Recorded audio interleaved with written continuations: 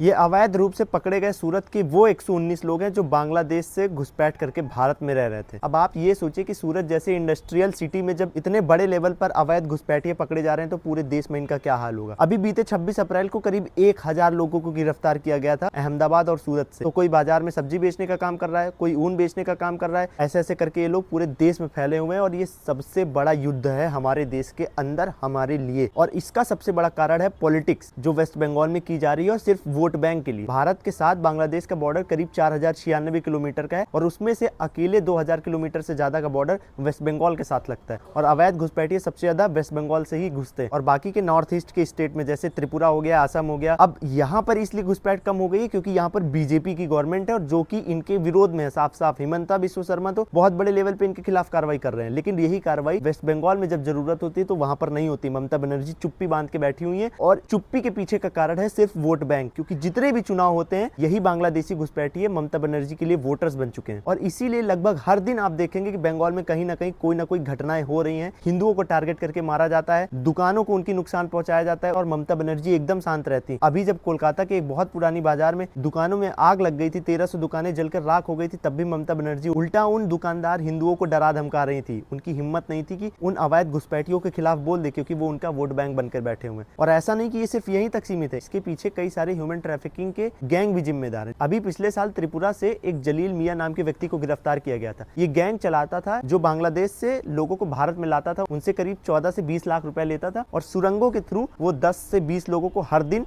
Border cross करा के भारत में लाता था। यही नहीं, प्रॉपर उनको ट्रेनिंग दी जाती थी कि उन्हें हिंदी कैसे बोलना है, उनको लोकल लैंग्वेज वहाँ की नॉर्थ ईस्ट की और बंगाली कैसे बोलनी है, और आधार कार्ड, पैन कार्ड सब दिया जाता था ताकि लोगों को शक ना हो कि ये भारतीय नहीं है। और ये सिर्फ यहीं तक नहीं फैले हुए, ये साउथ के स्टेट्स में भी घुस चुके हैं। बेंगलोर से अभी एक वीडियो वायरल हुआ था, आप देखिए पहले। क्या नाम है आपका? सागर। शागुर। कहाँ से है आप लोग? बांग्लादेश। कितना साल हुआ के?